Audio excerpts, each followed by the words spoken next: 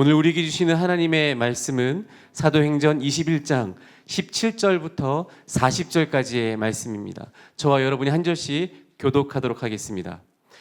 예루살렘에 이르니 형제들이 우리를 기꺼이 영접하거늘 그 이튿날 바울이 우리와 함께 야고보에게로 들어가니 장로들도 다 있더라. 바울이 문안하고 하나님이 자기의 사역으로 말미암아 이방 가운데서 하신 일을 낱낱이 말하니 그들이 듣고 하나님께 영광을 돌리고 바울더러 이르되 형제여 그대도 보는 바에 유대인 중에 믿는 자 수만 내가 이방에 있는 모든 유대인을 가르치되 모세를 배반하고 아들들에게 할례를 행하지 말고 또 관습을 지키지 말라 한다 함을 그들이 들었도다. 그러면 어찌할꼬 그들이 필연 그들과 온 것을 들으니 우리가 말하는 이대로 하라. 선한 네 사람이 우리에게 있으니 그들을 데리고 함께 결례를 행하고 그들을 위하여 머리를 깎고 그대도 율법을 지켜 행하는 줄을 알 것이라. 주를 믿는 이방인에게는 우리가 우상의 제물과 피와 목매어 죽인 것과 음행을 피할 것을 결의하고 편지하였느니라 하니 바울이 이 사람들을 데리고 이튿날 그들과 함께 결례를 행하고 성전에 들어가서 각 사람을 위하여 제사 드릴 때까지의 결례 기간이 만기된 것을 신고하니라.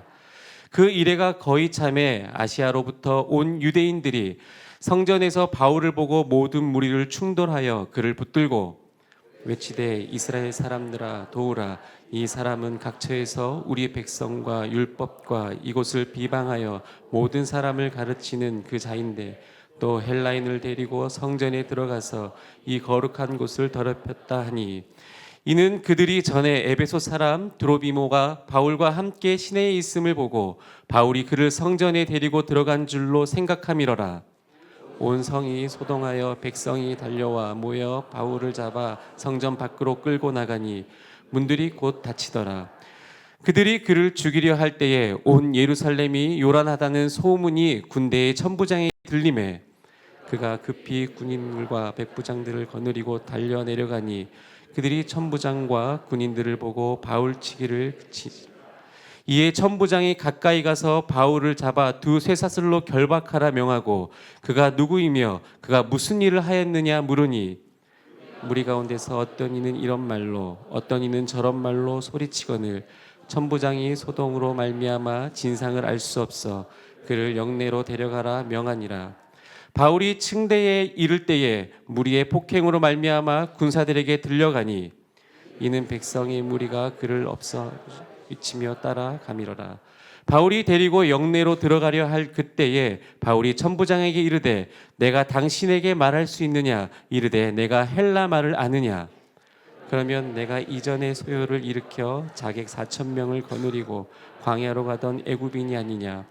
바울이 이르되 나는 유대인이라 소읍이 아닌 길리기아 다소시의 시민이니 청컨대 백성에게 말하기를 허락하라 하니 천부장이 허락하거늘 바울이 층대 위에 서서 백성에게 손짓하여 매우 조용히 한 후에 히브리 말로 말하니라.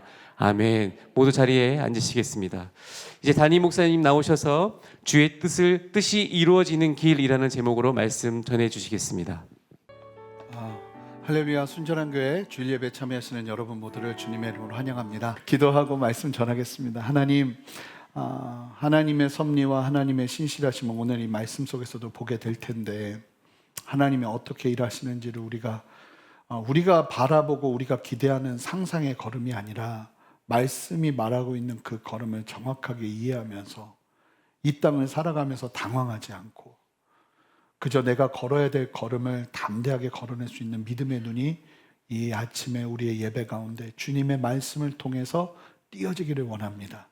성령님 충만하게 역사하여 주시고 우리에게 말씀하여 주시고 가장 필요한 은혜로 역사하여 주셔서 각자의 자리에서 깨닫게 하여 주시옵소서. 감사드리며 예수 그리스도 이름으로 기도합니다. 아멘. 이게 얼마나 원해서 온 예루살렘입니까? 예루살렘에 도착했습니다. 바울이 그렇게, 근데 오늘 이제 보시면 사실은 예루살렘에 온 중요한 이유 중에 하나가 헌금을 전달하기 위한 거잖아요. 근데 그 얘기가 하나도 없어요. 사실은 바울은 그 헌금을 전달하기 위해서 온 것도 중요한 이유였는데 유대인들이 바울의 헌금을 그렇게 기뻐하지 않습니다. 바울은 참 신실한 사람이에요. 한 번 한 약속, 그리고 그들과 들었던 이야기를 듣고 정말 죽을 힘을 다해서 헌금을 모금해 갖고 왔는데 예루살렘 교회의 상황은 이 바울이 생각하는 것과 많이 달랐습니다. 자, 그 모습을 좀 함께 보게 될 텐데, 이제 험난한 여정을 마쳤는데 얼마나 이 성도들을 보고 싶었으면 바울이 도착한 바로 이튿날 예루살렘 교회를 찾아갑니다. 자, 18절 말씀 한 목소리로 읽습니다. 시작. 그 이튿날 바울이 우리와 함께 야고보에게로 들어가니 장로들도 다 있더라. 일행과 함께 예루살렘 교회로 간 바울은 교회 리더였던 야고보와 장로들을 만납니다. 여러분, 이 야고보는 예수님의 제자 야고보가 아니죠. 그는 벌써 순교했습니다. 이 야고보는 예수님의 어머니 마리아가 요셉과 결혼해서 낳은 예수님의 이복동생이에요. 아시는 것처럼 이 야고보는 예수님이 공생에 사역하실 때 예수님에게 치를 떨고 예수님 근처도 나타나지 않았던, 예수님을 오해했던 인물이었습니다. 그런데 그런 야고보가, 그래서 예수님 십자가상에서 죽으실 때에도 어머니 마리아만 있었고 형제들은 보이질 않았어요. 그런데 이 형제들이 어디서 뒤집어지냐면 예수님이 분명히 죽었는데 부활한 예수님을 만나고 뒤집어집니다. 그러면서 이 형제들이 예수님에 대한 오해를 다 풀고 예수님의 신실한 일꾼이 되기 시작하죠. 그래서 오순절 성령 강림 사건 때 마가의 다락방으로 간 인물들 중에 예수님의 동생들이 소개가 됩니다. 그 중에 한 사람이 바로 이 야고보였고, 이 야고보가 성령의 충만을 누리고서 변화되면서 초대교회의 중요한 리더가 됩니다. 그리고 이 야고보가 우리가 잘 아는 야고보서. 여러분, 이 야고보서 굉장한, 다 성경은 다 굉장한 책이지만 당시에 초대교회는 이신칭의, 믿음으로 말미암는 구원, 그래서 믿음이 굉장히 강조되고 있었는데, 그러다 보니 문제가 일어나는 행함, 이 사람들이 믿음만 믿고는 대충대충 사는 사람들이 일어나는 거예요. 그때 마치 연어가 물살을 거슬러 오르는 것처럼 우리의 신앙에 있어서 행함이 얼마나 중요한지 그 균형, 신앙의 균형을 목숨 걸고 강조하면서 외친 사람이 누구였냐면 바로 이 야고보였습니다. 그 야고보가 이 예루살렘 교회의 리더로 섬기고 있었던 거예요. 그리고 특이한 점은 사도들이 보이지 않죠. 30년 정도가 지난, 그러니까 25년에서 27년 정도가 지난 후거든요. 그 예루살렘 교회가 세워지고 나서 30년 정도가 지났더니 사도들이 안 보여요. 사도들 다 어디 갔는지 아세요? 성령의 부름을 따라 순교의 길을 향해 나아가기 시작합니다. 그래서 교회에 사도들이 없어요.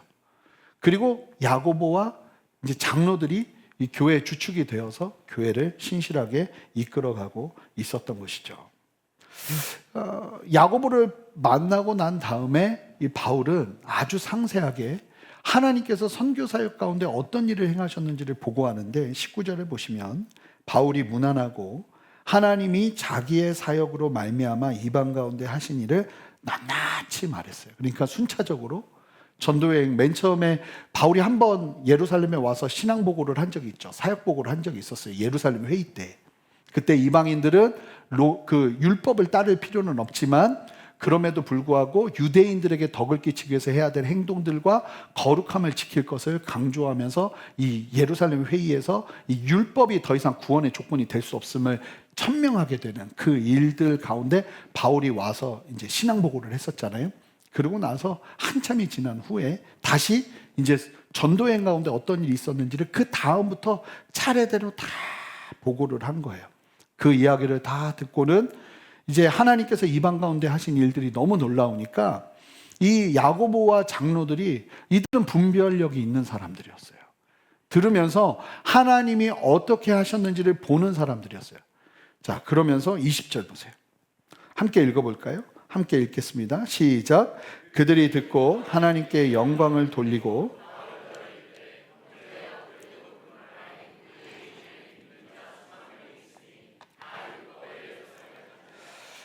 성교보고를 듣고는 다 주께 영광 돌려드려요. 근데 이 바울의 선교복을 들은 야고보와 이 예루살렘 교회 장로들이 아주 신앙이 얼마나 신실했는지를 알 수 있는데, 이들을 제외한 대부분의 사람들은 아주 심각하게 바울을 미워하고 오해하고 있었어요.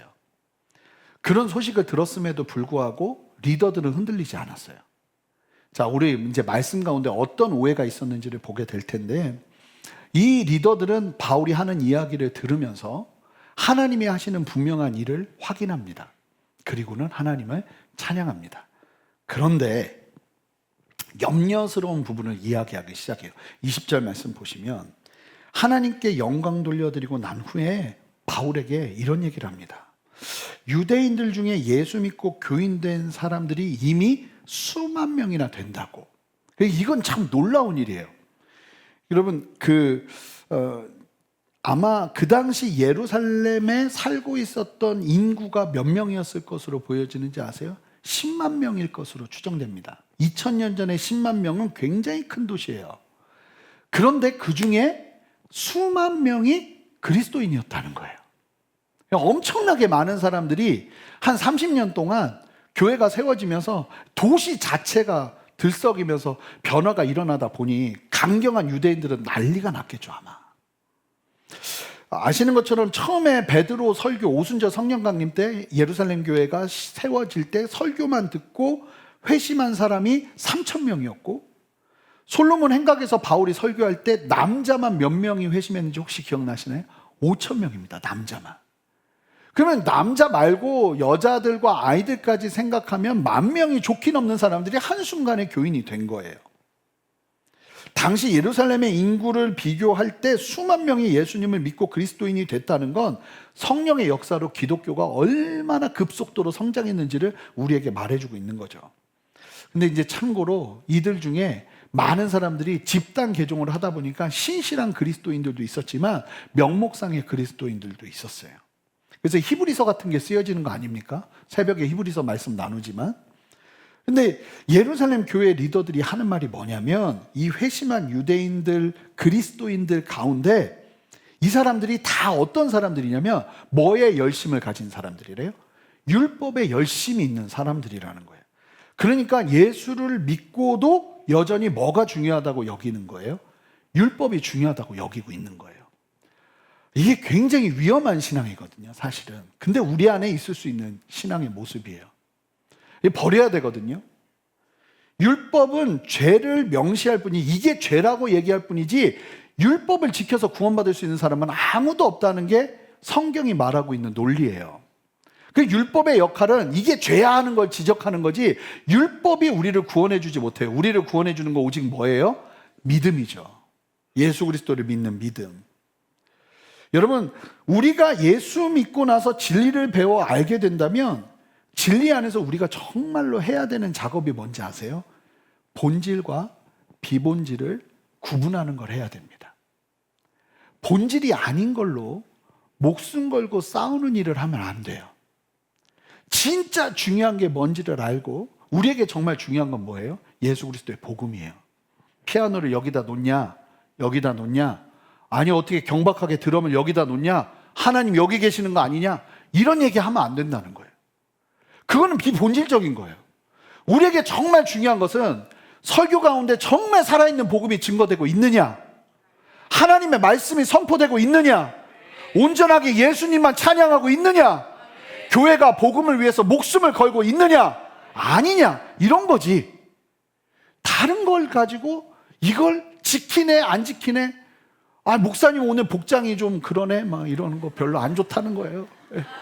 제가 그래도 덕을 끼치면서 입으려고 노력 많이 하지만, 전 사실은 좀 양복 안 입었으면 좋겠다 하는 마음이 큽니다. 땀이 너무 많이 나요. 근데 이제 뭐 덕을 위해서 입어야죠. 이제 하반기가 옵니다. 이제 정장 입을 거예요.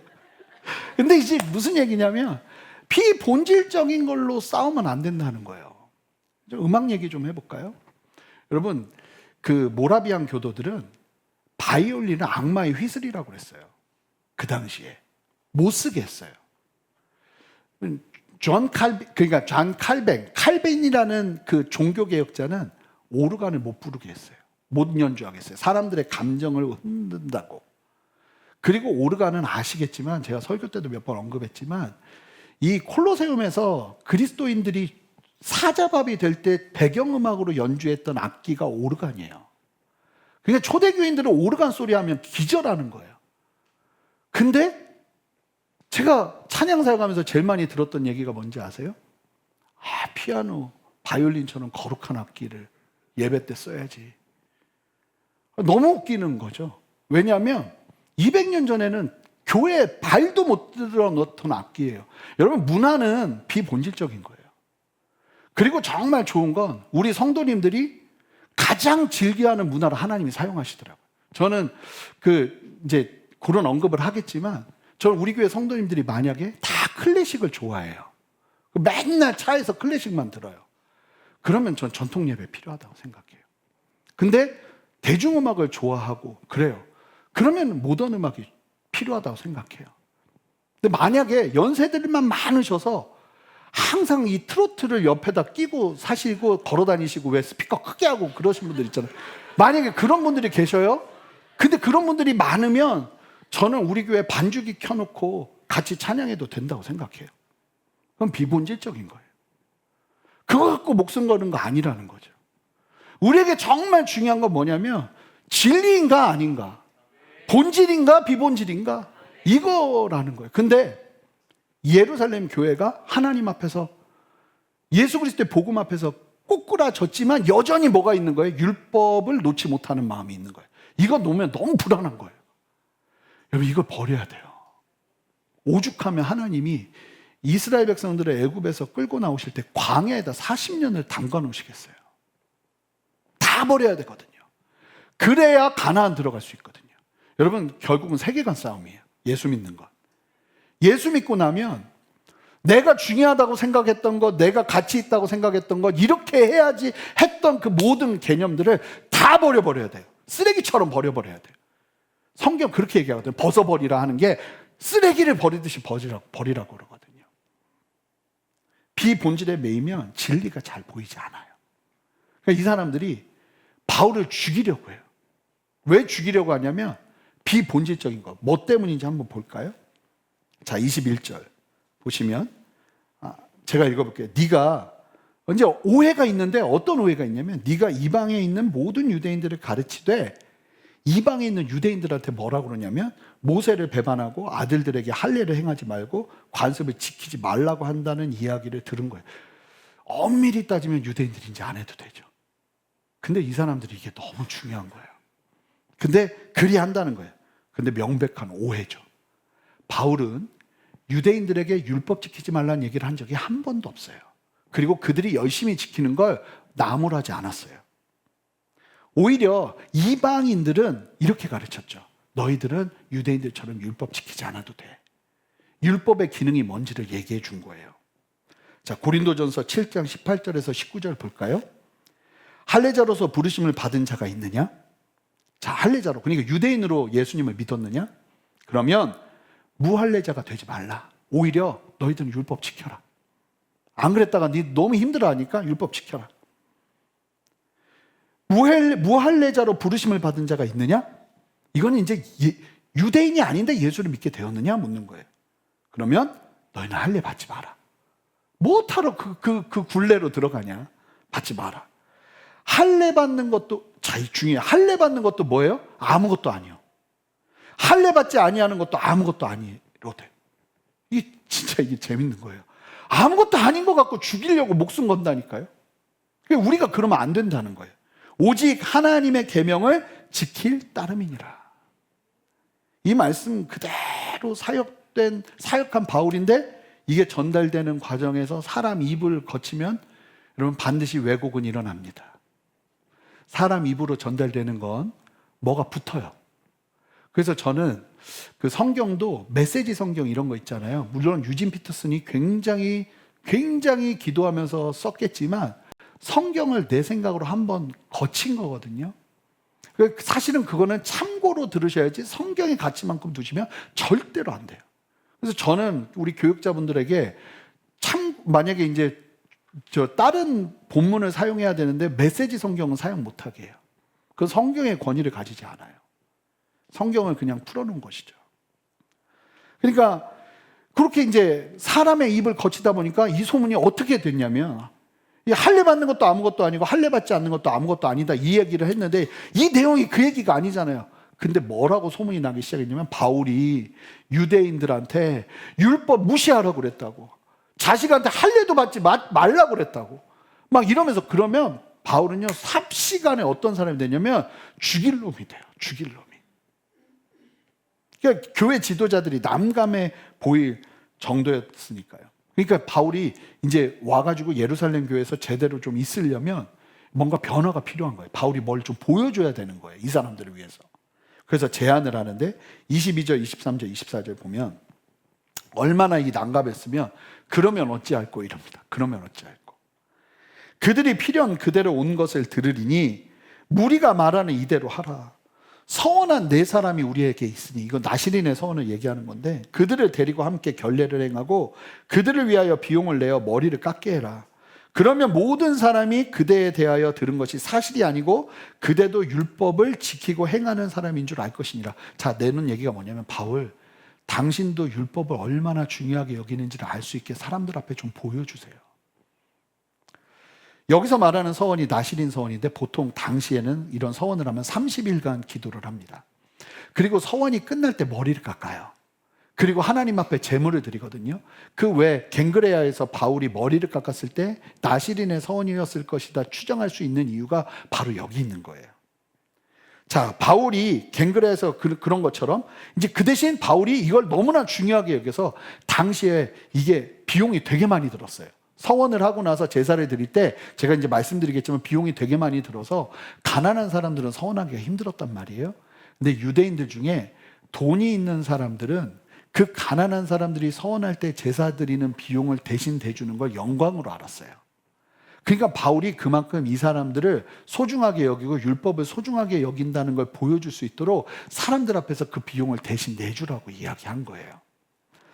어느 정도의 비용이 들었냐면 1인당 순양 2마리, 그리고 암양 1마리, 그리고 추가적으로 소재물과 전제물을 위한 비용을 드려야 됐으니까 4명이면 돈이 꽤 들었을 거예요. 바울이 만만치 않았을 텐데 율법을 존중하는 의미에서 스스로 정결 예식을 하고 서원자들의 제사 비용을 부당하는 모습을 보이면서 바울이 율법을 존경하는 사람이라는 것을 보여주면서 오해를 풀 필요가 있다고 한 거예요. 참 불편하죠. 바울은 되게 떳떳하거든요, 지금. 자신이 잘못한 게 하나도 없기 때문이에요. 거짓된 정보를 듣고 오해한 사람들이 문제면 문제지, 바울은 이 오해에 책임이 없습니다. 그런데 바울이 이 예루살렘 교회 리더들의 제안을 바로 다음날 수용합니다. 왜요? 바울은 비본질적인 것 갖고 싸우지 않아요. 그거는 내가 양보할 수 있어요. 하지만 본질적인 문제는 목숨 걸고 싸워요. 만약에 내가 그거 해서 저 사람들이 오해 풀 수 있다면 해요. 나는 아무리 억울해도 하는 거예요. 여러분, 우리의 걸음이 그래야 돼요. 옳고 그름의 문제로 따져야 될 게 있고, 제가 왜 목회하면서 그런 얘기 했잖아요. 목회하다 보니까 이럴 때가 있다고. 옳지 않았는데 잘하셨다고 해야 될 때가 있고, 잘했는데 그러면 안 된다고 해야 될 때가 있더라고요. 이게 사람 관계예요. 근데 이게 진리와 연관이 돼 있으면 이건 저한테 칼이 들어와도 이거는 타협할 수 없는 부분인 거죠. 바울이 참 이런 덕을 보여줘요. 그래서 여기서 싸우지 않고, 그래? 그 사람들 오해 풀 수 있는 길이야? 근데 이건 비본질적인 거예요. 그럼 해요. 사실 안 해도 되는 거지만 사람들을 세우기 위해서라면 한다는 거예요. 여러분, 그래서 성경이 질서와 덕을 얘기하는 거예요. 네가 할 수 있어도, 심지어는 은사까지도 네가 할 수 있어도 만약에 질서와 덕을 깨뜨린다면 하지 않는 게 옳다. 하지 못해도 질서와 덕을 위해서라면 하는 게 옳다. 이게 강조되는 이유가 여기 있는 거예요. 그러면 교회는 참 신묘막측한 곳이에요. 세상이면 만나지 않을 사람들이 여기 다 있어요. 그리고 함께하고 함께 마음을 나눠야 되는 곳이에요. 이야기를 나누다 보면 어쩜 이렇게 나랑 생각도 다르고 살아온 배경도 다른지, 그런데 함께하는 곳이 교회인 거죠. 여기서 우리가 누군가를 살릴 수 있다면 내가 불편한 것도 해야 되는 곳이 교회인 거예요. 아멘. 그리고 내가 하고 싶지 않아도 할 수 있어도 만약에 누군가가 너무 그 비본질적인 것 때문에 힘들어한다면, 내가 불편하지 않다면, 가능한다면 그것들을 좀 하는 게 필요한 거죠. 얼마나 힘든 말인지 목이 메이네요. 그러면서 이제 4명과 함께 바로 다음날 성전으로 들어가요. 성전으로 들어가서 7일 동안 제사를 지냅니다. 이 4명이 양 2마리씩 4마리, 그 다음에 전제 막 뭐 하나님 앞에 드리는 제물 또 드리고 막 이 제사를 다 드리려니까 또 이들만 있는 게 아니잖아요. 다른 사람들이 예루살렘에 엄청 많이 오거든요. 이때가 아시겠지만 이제 명절 기간이었단 말이에요. 그러니까 7일이 걸려요.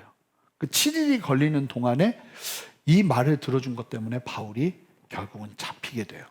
자, 27절, 28절, 29절. 그 이래가 거의 참에 아시아로부터 온 유대인들이 성전에서 바울을 보고 모든 무리를 충동하여 그를 붙들고 외치되 이스라엘 사람들아 도우라, 이 사람은 각처에서 우리 백성과 율법과 이곳을 비방하여 모든 사람을 가르치는 그 자인데 또 헬라인을 데리고 성전에 들어가서 이 거룩한 곳을 더럽혔다 하니 이는 그들이 전에 에베소 사람 드로비모가 바울과 함께 시내에 있음을 보고 바울이 그를 성전에 데려간 줄로 생각함이로라. 또 이것도 오해예요. 오해. 오늘의 중요한 주제 중에 하나가 오해입니다. 아시아에서 온 유대인들은 바울을 바로 알아봐요. 아주 막 징그러운 사람이 바울이니까 이 사람들은 눈에 가시였는데 바울이 예루살렘 성전에 있는 거예요. 이 사람들이 선동을 하는데 바울이 유대인과 율법을 비방하여 잘못된 진리를 가르친다, 헬라인을 데리고 성전에 들어간다. 이게 있을 수 없는 일이에요. 성전은 이방인의 뜰이 있어요. 이방인들은 거기까지만 들어갈 수 있고 담이 높았습니다. 그리고 그 성전에 성벽에 써 있었다고 그래요. 이방인이 들어오게 되면 죽음을 면치 못할 것이라고. 그런데 바울이 그냥 이방인하고 다니기만 하고 성전에 들어간 적도 없어요. 그런데 사람들이 어떻게 못 가놓냐면 이 사람이 이방인을 데리고 성전 들어왔다. 그러면서 오해를 풀어주려고 간 성전이었는데 그 성전에서 오히려 유대인들에게 오해를 받아 잡히게 됩니다. 바울에 대한 유대인들의 고발을 성전에서 듣자 성전에 있던 사람들이 눈이 뒤집힌다. 이게 뭐냐면 신성모독이에요. 30절 함께 읽어볼까요? 제가 읽어볼게요. 온 성이 소동하여 백성이 달려와 모여 바울을 잡아, 이 바울을 잡았다는 건 두들겨 패기 시작한 거예요. 잡아 성전 밖으로 끌고 나가니 문들이 곧 닫히더라. 문들이 닫혔다는 건 성전 들어가는 문을 다 닫아버렸다는 거예요. 왜냐하면 이 사람은 불순한 사람이에요. 혹시 이방인들이 성전에 들어올까 봐 성전 문까지 다 닫아버린 거예요. 유대인들이. 그러면서 바울은 이때 심각한 폭행을 당합니다. 31절. 그들이 그를 죽이려 할 때 온 예루살렘이 요란하다는 소문이 군대의 천부장에게 들리매 이 바울을 재판도 하지 않고 죽이려 한 거예요. 누가 이 일 했었죠? 옛날에 30년 전쯤에 누가? 바울이 했잖아요. 누구를요? 스데반을요. 이게 잘 모르겠어요. 원칙은 없어요. 근데 하나님이 그렇게 참 못되게 행동한 그 자리에 바울을 서게 하시는 것 같아요. 그냥 우리가 잘 살아야 돼요. 우리가 진짜 하나님 경외하면서 살아야 돼요. 아무도 안 본다고 생각하지 마세요. 내가 그렇게 했었는데, 그런 못된 짓을 했었는데 내가 보면 나중에 그 일을 당하는 사람이 돼 있는 경우를 볼 때가 얼마나 많은지 몰라요. 원칙은 아니니까. 그래도 이런 말씀 보면 좀 두렵잖아요. 이 바울이 30년 전에 했던 행동인데. 그런데 다행히도 성전의 한 구석에요, 로마 군대가 머물고 있는 이제 로마 군대가 머물고 있는 안토니오 요새라는 곳이 있었어요. 그래서 워낙 성전에서 희한한 일들이 많이 나오니까 로마 군인들이 주둔하면서 그런 치안을 감당하기 위해서 있었던, 그 중에 이제 천부장이 그 소식을 듣고 움직이는데 이 사도행전 23장에서 언급이 되거든요. 이 천부장의 이름이 글라우디오 루시아예요. 그 사도행전에서 이름이 언급되는 이유가 뭐라고 했는지 혹시 기억하세요? 정확하지는 않지만 뭔가 의미 있는 사람일 때 이름까지 얘기해요. 왜 그런가? 저는 이 천부장이 아마 나중에 예수 그리스도를 믿게 된 것이 아닐까 충분히 예상할 수 있는 거죠. 근데 이 천부장이 600명 정도의 군인들을 거느리거든요. 성벽 북서쪽에 요새에 주둔하면서 이 병사들과 로마 병사들이 출동한 거예요. 갑자기 난리가 났다는 얘기를 듣고. 그래서 천부장이 이 유대인들에게 막 바울 막 두들겨 패고 있으니까 유대인들에게 왜 이런 일이 벌어지는지를 묻습니다. 그랬더니 너무 재밌는 거, 이 사람들이 하는 말이 다 달라요. 왜요? 오해로 일어난 일이니까요. 그래서 자기들이 원하는 답을 가지고 죽이려고 하고 있었기 때문에 정당한 어떠한 명분도 없었던 거예요. 그러자 천부장이 바울을 잡아, 자 33절 함께 보세요. 천부장이 가까이 가서 바울을 잡아 두 쇠사슬로 뭐 하죠? 결박해요. 아가보의 예언. 너 이렇게 결박당할 거라고. 그게 예루살렘 도착해서 한 10일 정도 지났을 때 이루어집니다. 결박하라 명하고 그가 누구며? 그러니까 이 도저히 그릴 수 없는 그림이 그려진 거예요. 그가 무슨 일을 하였느냐 물으니 바울이 얼마나 맞았는지. 35절 보면 바울이 그렇게 이제 결박하고 끌고 가는데, 자 35절 보세요. 바울이 층대에 이를 때, 층대가 뭐냐면 계단이에요. 계단. 그러니까 요새가 굉장히 컸기 때문에 요새로 올라가려면 그 층계 계단을 밟고 올라가야 됐는데 계단을 올라가는데도 유대인들이 뒤에서 막 죽이려고 막 때리는 거예요. 그러니까 병사들이 무리의 폭행으로 말미암아 군사들에게 들려갔어요. 그러니까 무슨 얘기냐면 병사들이 이 바울을 이렇게 딱 잡고 이렇게 안내하면서 못 때리게 하면서 이렇게 보호하면서 데리고 올라간 거예요. 일단은 봐야 되니까. 그러자 영내로 들어가자 37절. 바울을 데리고 영내로 들어가려고 할 때 바울이 천부장에게 갑자기 능숙한 헬라 말을 합니다. 내가 당신에게 말할 수 있느냐? 그러니까 이 천부장이 바로 듣자마자 너 헬라 말 할 줄 알아? 왜냐하면 당시 유대 사회에서 진짜로 공부 많이 한 사람들이나 헬라 말을 할 수 있었어요. 워낙 배타적이기 때문에. 근데 헬라 말을 너무 능숙하게 하는 거예요. 학식이 높은 사람이라는 증거거든요. 금세 천부장의 마음을 삽니다. 그러면서 갑자기 이 천부장도 오해를 얘기합니다. 오해해서 또 바울을 또 이렇게 끌고 간 거예요. 38절 보면 그러면 네가 이전에 소요를 일으켜 자객 4,000명을 거느리고 광야로 가던 애굽인이 아니냐. 실제로 요세푸스의 역사적인 기록에 남아있는 사실인데요. 이 당시 약 AD 54년경에 자칭 선지자라고 주장하는 애굽인 이집트 사람이 광야에서 사람들을 끌고 약 한 4만 명을 일으켰다고 기록에 나와요. 이 사람들이 이 로마와 예루살렘 자기가 선지자라고 하면서 시끄럽게 하면서 반란을 일으켰었는데 너 그 반란군의 한 사람이냐 물은 거예요.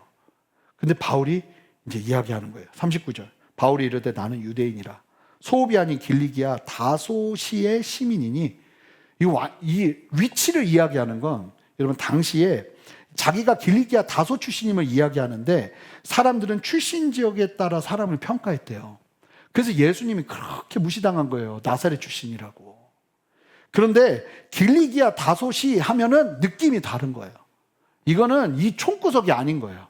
굉장히 학식, 막 말도 헬라어로 유창하게 하죠. 그런데 배운 것도 이 사람 굉장할 것 같은데 길리기아 다소시의 시민이라고 이야기하니까 로마 시민일 가능성도 보이는 거예요. 그러자 청컨대 백성에게 말하기를 허락하라 하니 이 천부장이 허락을 합니다. 그러면서 천부장이 허락한 거는 바울이 층대 위에 서서 계단 꼭대기에 서서 사람들이 저 바울 죽이라고 하고 있는데 매우 조용히 한 후에 히브리 말로 말하기 시작하면서 이제 다음 주에 우리가 그 설교를 명절을 앞두고 듣게 될 겁니다. 근데 여러분 보세요. 지난주 설교에서 보신 아가보의 예언, 바울의 띠를 가지고 와서 묶고는 당시 이렇게 유대인들에게 끌려서 로마에게 넘겨지게 될 거라고. 그 예언이 바울에게 그대로 이루어졌습니다. 하나님의 뜻이 이루어진 거예요. 자, 오늘 설교 제목을 제가 좀 바꿨거든요. 주의 뜻이 이루어지는 길. 근데 여러분, 바울을 무엇이 이 자리로 이끌었나요? 여러분, 재밌는 것은 사람들의 오해와 박해예요. 오늘 본문에서 바울을 보시면 성전에서부터 오해와 핍박, 아니 그 전부터 오해와 핍박이 시작되는데 세상의 오해를 향해서 바울이, 여러분 잘 보세요. 어떤 말을 하나요? 그냥 주의 뜻을 이루지 가만히 예수님처럼 있습니다. 여러분 이 바울의 박해는요, 예수 그리스도의 제자들이 반드시 겪게 되는 고난의 상징입니다. 아멘 하기는 좀 힘드실 거예요. 그래도 들으세요. 그리고 이 고난을 통해서 하나님은 복음 확장을 이루십니다. 예수님께서 흘리신 십자가의 고난의 피를 통해서 놀라운 생명의 역사가 이루어진 것처럼요. 골로새서 1장 24절을 볼까요? 바울이 이런 말을 합니다. 나는 이제 너희를 위하여 받는 괴로움을 기뻐하고 그리스도의 남은 고난을 그의 몸된 교회를 위하여 내 육체에 채우노라. 예수님의 십자가 고난이 부족해서 그리스도의 남은 고난이 있는 게 아니에요. 예수님의 십자가 고난과 죽음과 부활은 우리를 구원하기 위해 충분해요. 그렇다면 여기서 말하는 그리스도의 남은 고난은 무엇을 말하는 것일까요? 그리스도의 남은 고난은 저와 여러분들이 견뎌야 되는 고난을 의미하는 겁니다. 빌립보서 1장 29절. 그리스도를 위하여 너희에게 은혜를 주신 것은 다만 그를 믿을 뿐 아니라. 여러분 하나님이 왜 우리에게 은혜를 주는지 아세요? 여러분 왜 하나님이 예배드릴 때 우리에게 충만한 은혜를 주는지 아세요? 다만 그를 믿을 뿐 아니라 또한, 여기부터 나만 읽으면 안 돼요. 같이 읽어야 돼요. 같이 읽습니다. 시작. 그를 위하여 고난도 받게 하려 하심이라. 우리 요한복음 15장 20절 읽어볼까요? 종이 주인보다 더 크지 못하니라. 사람들이 나를 박해하였은즉 너희도 박해할 것이요. 여러분 은혜를 주시는 이유는 뭐라는 거예요? 그 은혜를 충만히 받고 호의호식하라고 은혜를 주시는 게 아니라, 물론 우리의 삶에 윤택함은 주시겠죠. 그럼에도 불구하고 여러분 우리가 주님의 뜻을 이루는데 주로 사용되는 세상의 길은 오해와 박해예요. 오해와 박해. 저는 너무나 걱정되는 것이 뭐냐면 교회와 예배와 사역이 서비스업이 되어가는 것 같아요. 우리의 예배를 영어로 서비스라고도 하거든요. 그런 이유는 우리가 하나님 그분을 전심으로 서비스해드리는 시간이기 때문에 그래요. 그런데 오늘날 많은 경우 예배가 성도님들이 쉼도 없고 힘도 없고 위로를 얻으며 서비스를 받는데 포커싱이 너무 많이 돼 있는 것 같아요. 이건 아니다 싶은 마음이 참 많이 드는 거죠. 여러분 그 성소와 성막과 성전은 사람들이 쉴 만한 공간이 없어요. 죽으라고 섬겨야 돼요. 짐승 잡아야 되고 엎드려야 되고 기도해야 되고. 여러분 은혜가 임하는 이유가 무엇인지 얘기하시잖아요. 우리를 구원하기 위함과 우리가 고난을 이기라고 주시는 거라는 거잖아요. 오해를 받고 있나요? 지금 나에게 필요한 건 하나님의 은혜예요. 여러분 그렇다고 해서 기억하시기 바라요. 세상의 모든 갈등을 무조건 침묵하며 맞으며 해결해야 된다는 말씀 절대 아니에요. 가이사랴의 것은 가이사랴에게. 세상의 문제로 인한 갈등은 법적으로 가셔도 저는 옳다고 생각해요. 그런데 예수님을 믿다가 걷다 보면 오해를 정말 많이 만나요. 잠도 못 자게 하는 오해들. 그런데 그런 갈등은, 오해는 보세요. 예수님도 결국 오해로 죽임당하셨잖아요. 여러분 하나님의 뜻은요 이렇게 표현해도 될 것 같아요. 저는 오해와 편견이 길이 되는 것 같아요. 그 과정에서 내 힘을 사용하기 시작하면 하나님의 뜻이 깨지는 것이고, 그 과정에서 하나님의 뜻을 따라 순종하기 시작하면 승리는 우리에게 시작되는 거예요. 바울은 보는 거거든요. 아가보 예언이 그대로 지금 이루어지고 있는 거예요. 나는 어려운데. 그러면 그 상황에서 바울은 더 이상 말하지 않아요. 왜요? 그리스도의 남은 고난을 내가 지금 채워야 되는구나 생각하는 거죠. 여러분 기억하세요. 오해가 있고 어려움이 와도 결국은 주님의 뜻은 이루어집니다. 오해를 두려워하지 말고 어려움이 내 길을 막을 것이라 염려하지 마세요. 여러분 만약에 내가 예수님을 정말 제대로 믿고 있는데 그 걸음 때문에 오해를 받잖아요. 그럼 그게 내 길을 막을 거라고 생각하지 마세요. 그게 길이 될 거예요. 여러분 이거 아멘 하셔야 돼요. 진짜 이런 일 많거든요. 그때 내 방법이 아니라 하나님 앞에 순종하기 시작할 때 그 오해와 사실은 그 오해로 부추겨서 사단이 만든 예수님의 죽음이 구원의 길이 되었잖아요. 이거 하나님의 지혜거든요. 주님으로 인한 이유 없는 것 같은 고난을 나의 방식으로 풀어내지 마세요. 우리는 진리가 아닌 것, 본질이 아닌 비본질로 넘어지는 자 되지 맙시다.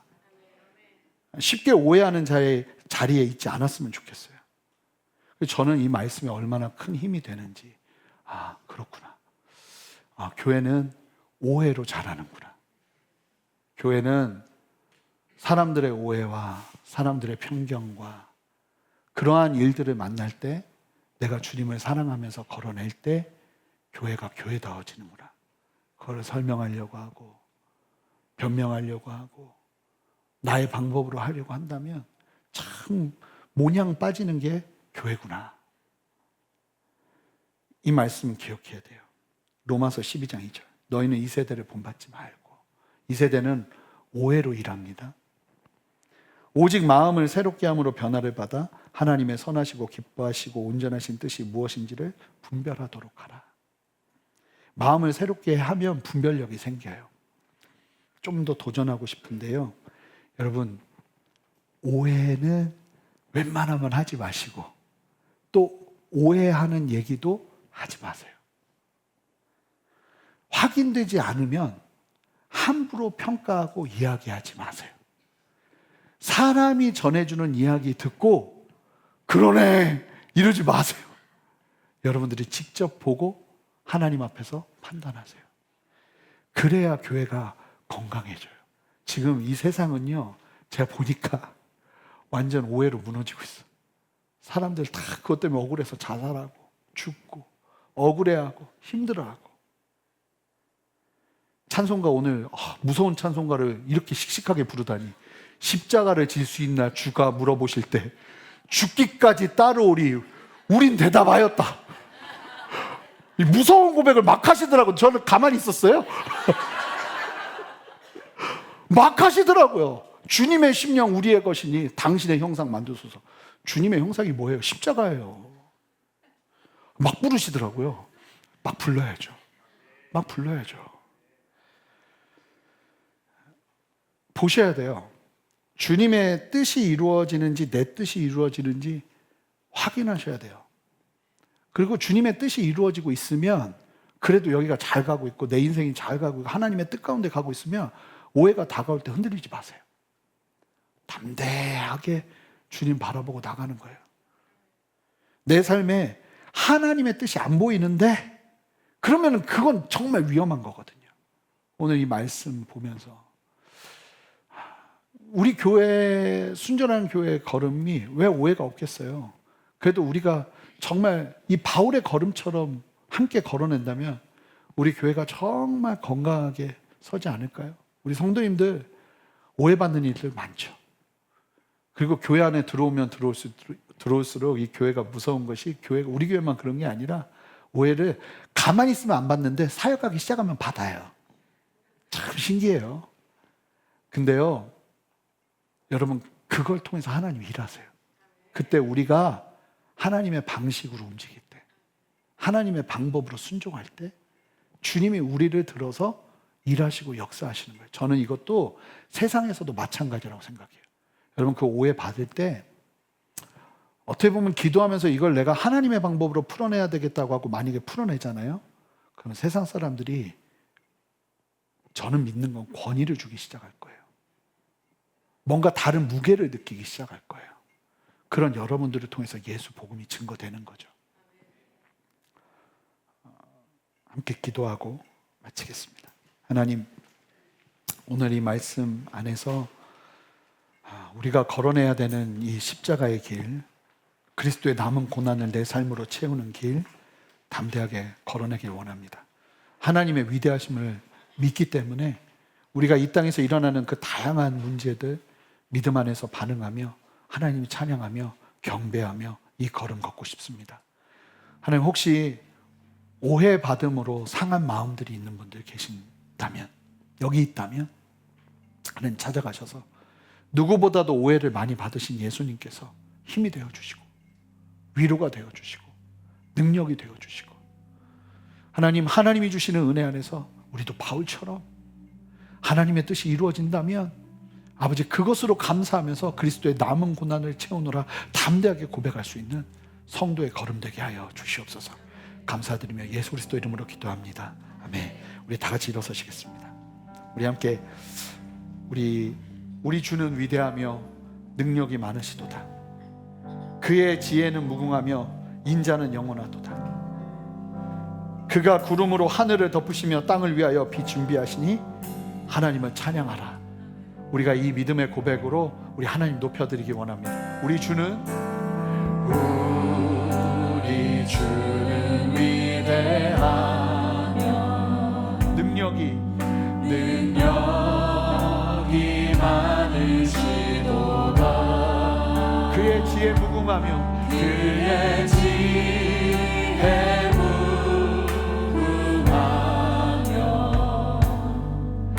인자는 영원하도다.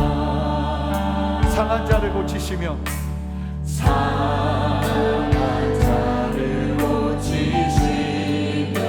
주님 상처를 싸매시도다.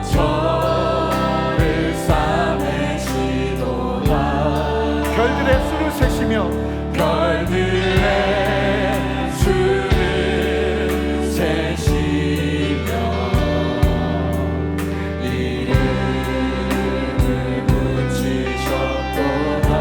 우리 함께 선포합니다.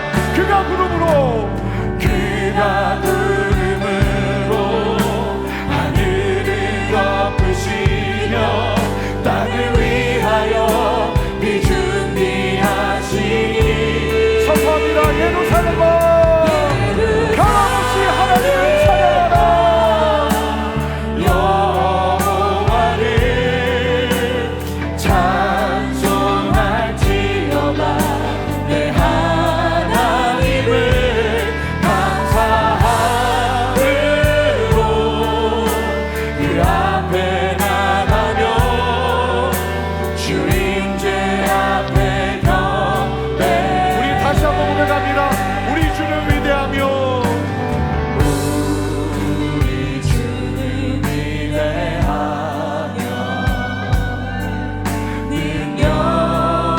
우리 주님께 고백해 드리세요. 우리 입술로 고백합시다. 그의 지혜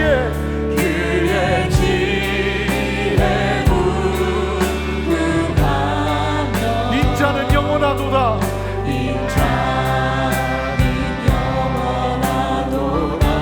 상한 자를 고치시며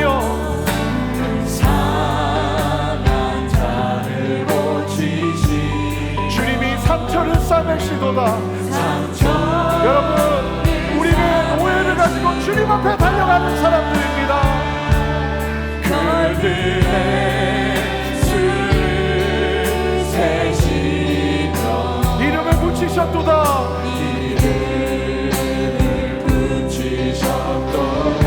우리 함께 두 손을 들고 선포합니다.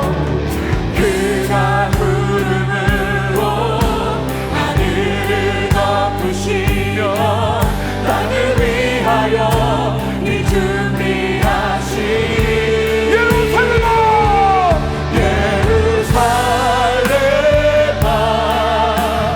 여호와를 찬송할지어다. 내 하나님을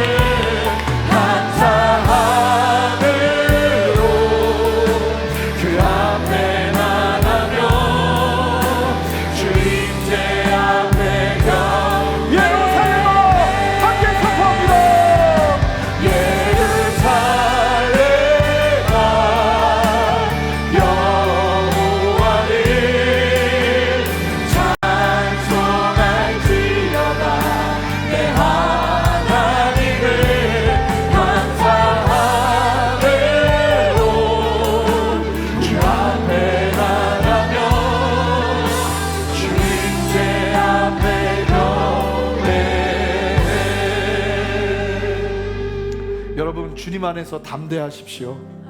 우리 주님 앞에 좀 기도하며 나갈 때, 하나님, 내가 오해와 어려움과 핍박이 있다 할지라도 그리스도의 남은 고난을 채우겠다는 그 각오로 이 땅 살아내고 싶습니다. 하나님, 오해가 나를 무너뜨리는 것이 아니라 오해가 오히려 하나님의 뜻을 이루는 길이 될 수 있도록 하나님, 내가 순종하며 나가고 싶습니다. 주님, 그렇게 나를 사용하여 주시옵소서. 그 주님 앞에 그 마음 가지고 우리 각자의 입술로 여러분 결단하시기 바라요. 함께 기도하며 나가겠습니다. 기도하겠습니다. 하나님이 역사하시는 주님을 찬양합니다. 하나님, 우리 안에 말씀하시는 주님을 찬양합니다. 하나님이 인도하여 주시고 하나님의 아멘. 주님 역사하여 주시옵소서. 함께하여 주시옵소서. 하나님의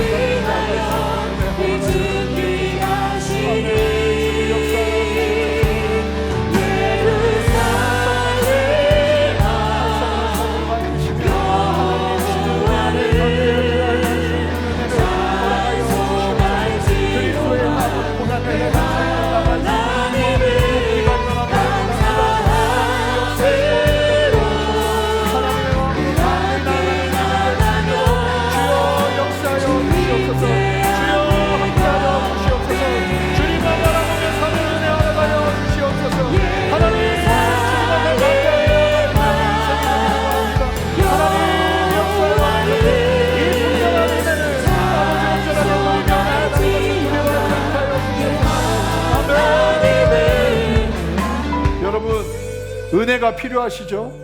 은혜가 뭘 위해 필요하다고 이야기하나요? 여러분들의 구원과 여러분들이 주님 안에서 받아야 될 고난을 담대하게 감당할 수 있도록 은혜가 필요하다는 거예요. 여러분, 하나님의 은혜가 필요합니까? 필요합니다. 필요합니다. 주님, 오늘도 이 아침에 우리에게 은혜를 주시지 않으면 우리는 한 걸음도 걸을 수 없습니다. 하나님, 그렇게 나에게 은혜 부어 주시옵소서. 담대하게 주님의 길 걸어낼 수 있도록 하나님, 나에게 은혜 충만하게 역사하여 주시옵소서. 우리 함께 두 손을 들고 주님의 이름 한번 부르며 은혜를 구하며 기도합시다. 주여,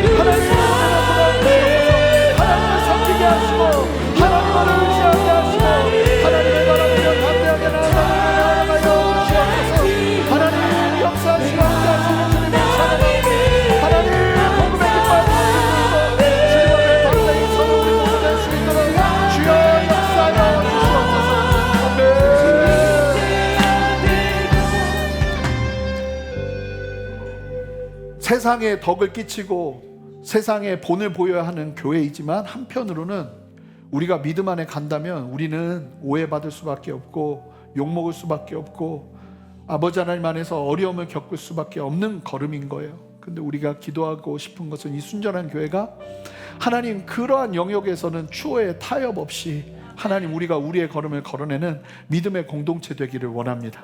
아버지, 미움받는 걸 두려워하지 않는 담대함을 허락하여 주시옵소서. 이 교회의 걸음 위에 하나님, 담대한 복음의 걸음을 허락하여 주시옵소서. 비본질로 싸우지 않게 하여 주시옵소서. 본질을 가지고 목숨 거는 교회 되게 하여 주시옵소서. 순전하게 주님만을 의지하는 교회 되게 하여 주시옵소서. 한 번 더 교회를 주께 올려드리며 기도하며 나갑니다. 주님의 이름 한번 부릅시다. 주여, 하나님, 우리 안에 역사하시는 아버지 주님 바랍니다. 하나님 역사하시는 아버지 하나님, 본질을 가지고 생각을 가지고 나아가는 믿음의 걸음이 순전한 교회가 전하시는 역사하여 주시옵소서. 세상의 오해와 편견에 너무 많이 매이지 않게 하시고 하나님, 우리가 걸어야 되는 걸음을 가져 믿음으로 담대하게 걸어내는 은혜 허락하여 주시옵소서. 아멘. 주님 역사하여 주시옵소서. 주님, 우리를 새롭게 하여 주시옵소서. 주님, 우리 안에 말씀하여 주시옵소서. 주님 역사하여 주시옵소서. 주님 인도하여 주시옵소서. 하나님께서 이끌어 가시며 세우시는 주님을 찬양합니다. 하나님 역사하여 주시옵소서. 하나님 감사합니다. 오늘 이 말씀으로 우리를 도전하여 주시니 감사합니다. 그렇게 주님을 사랑하고 주님을 의지하며 걸어도 아버지 하나님, 피할 수 없는 길이 오해의 길이요, 핍박의 길인 걸 바울을 통해 우리에게 보여주시니 감사합니다. 그런 상황 속에서도 나는 그리스도의 남은 고난을 내 삶에 채운다고 말하는 이 바울의 결의가 우리에게도 있을 수 있도록 주여 역사하여 주시옵소서. 두려워하지 않게 하시고 하나님, 특별히 위축된 마음들이 담대케 되어지게 하여 주십시오. 세상의 작은 반응들에 쭈들린 마음들이 아버지 앞에서 담력을 얻게 하여 주시옵소서. 성령님 이 시간 충만하게 역사하셔서 한 사람 한 사람의 심령들이 경제적인 상황이나 사회적인 상황이나 관계의 상황들 속에서 위축되어 있다면 담대하게 일어나게 하여 주시옵소서. 내가 나사렛 예수 그리스도 이름으로 명하는 것은 하나님 앞에서 담대해야 될 모든 심령들아, 예수 이름을 명하노니 소송케 되어질지어다. 하나님 역사하시고 함께하여 주시옵소서. 그렇게 우리를 통해서 영광 받으시며 높임 받으시는 주님을 찬양합니다. 감사합니다. 주님 영광 받아 주시옵소서. 감사드리며 예수 그리스도 이름으로 기도합니다. 아멘.